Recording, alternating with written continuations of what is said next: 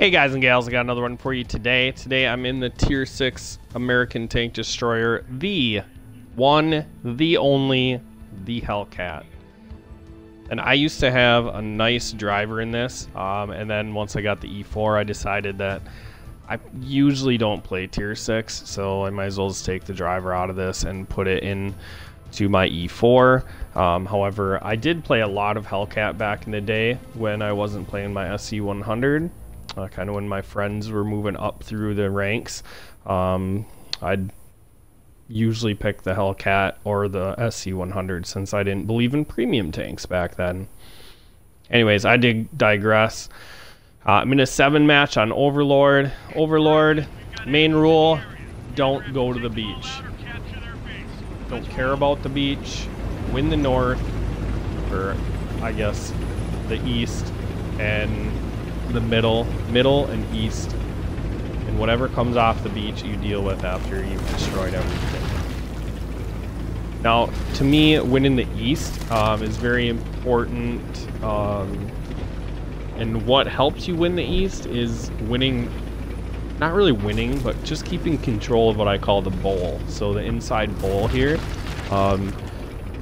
if they overwhelm and take the bowl, then you're going to get flanked and you're going to lose the 890 line, which then you're pressed to the 456, and that makes it difficult to win the east side quickly, and then you're probably going to get pincered from the beach. So to me, the 890 is the most important, and to win it quickly is to control the bowl, get tanks in the bowl, and then flank them. Once you win the 890, then you can just pincer the mid, the 4-5. That's pretty much game over. Alright, so Hellcat usually played long range. It's got good camo to vision ratio. And you can see I have binos and camo net on it. But I'm going to play this game strictly as like a paper thin medium tank. Just working this ridge line, utilizing my gun depression. Get a shot into that Hellcat in the back. And I think I got a 1-skill crew on this tank. And I was looking at this the other day while I'm working on my jammer contract, and I realized that I've never aced this tank. And I know I've had some nice games in it. But the one thing about tank destroyers is when you keep them long range, you're sharing all your damage experience with whoever's spotting the tank. So it makes it difficult to ace tanks from long range. And by no means was I just trying to like throw it in there and get an ace tanker in this game. I just wanted to play it aggressively. It's been a long time, so I wanted to see how well I still am in the Hellcat. I want to throw down, so. Unfortunately, this is in replay mode. Once again, I didn't expect to make videos today. I just kind of wanted to do some work on the game. Or do some jammer contract and do work on my arties with the string theory, but trade shots with that 3001P. At this point, I just can't tell what my medium tanks are doing, and I wish they'd just take point and I could get in position to just destroy these guys, but I feel like I'm having to take point, and my medium tanks are the ones that are poking, which I think should be the other way around.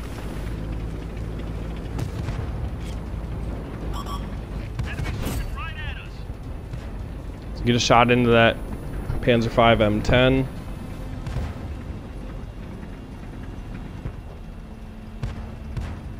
At this point, I'm a one-shot.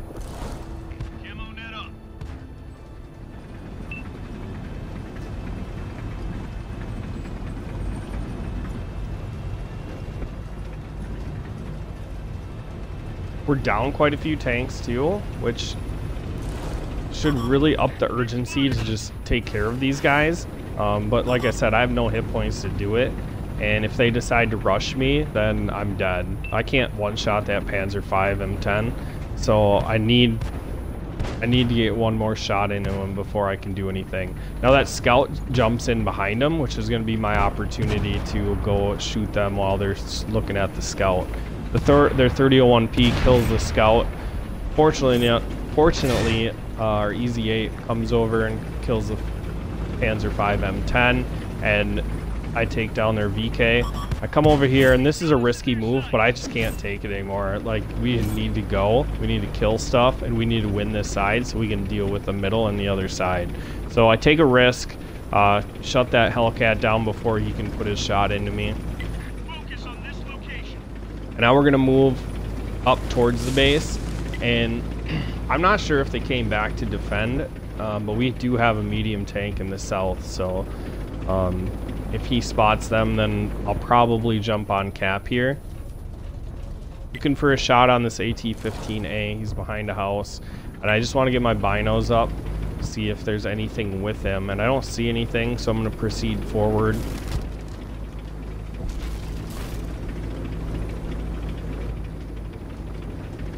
Looking to see where I can get a shot in.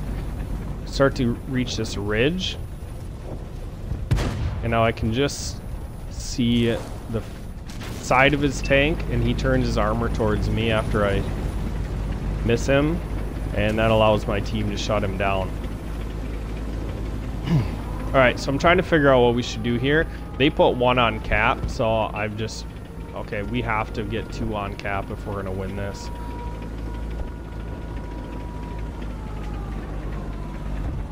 So we get 2 on. Looking for shots. Sure enough, I see this Firefly here.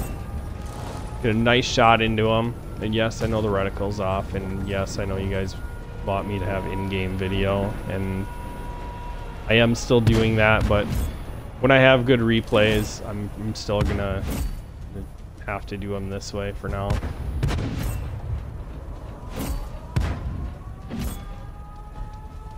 So get a nice tracking shot into that Tiger, and me and my team feast on him.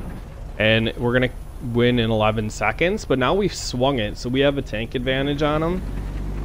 I'm not totally convinced that we're going to win this, but I get off, and we still have the cap lead on them. So I figure if he stays there, might give me a chance to get a little bit more damage.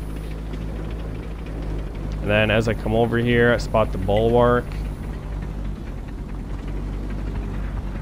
And he backs up, so I only have 30 seconds to do anything. And finally, he does pull back up, which is great. He looks for a shot. I shut him down. At this point, I'm pretty excited. Like, I feel like I'm having a really good game, and I could get my first ace tanker in this.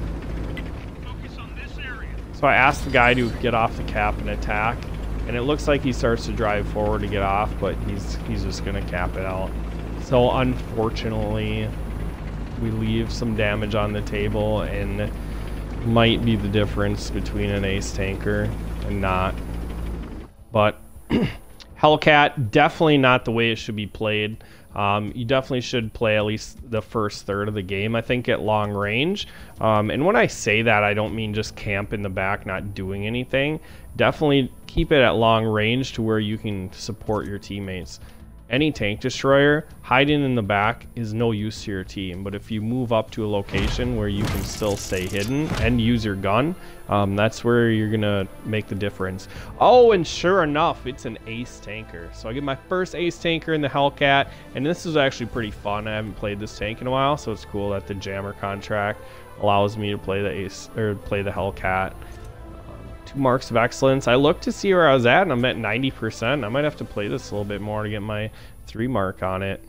I definitely am not one to go out and try to get 3 marks, but when they're that close, I like to give a run at it and see how well I can do.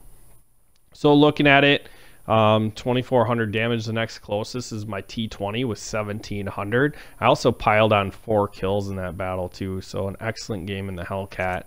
And that was pretty much close combat, which the Hellcat is not used to being there.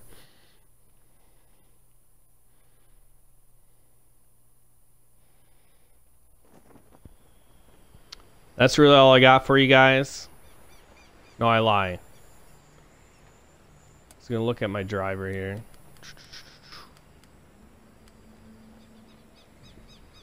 Yeah, so he knows brothers in arms. He's got 33% on camo.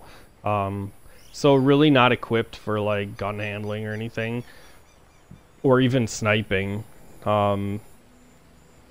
If you take your time and you know how to handle yourself in a paper thin tank with good alpha for its tier, good reload, you can do a lot of work in it. Now, you don't want to rush in with the Hellcat because the turret traverse is it's not good enough.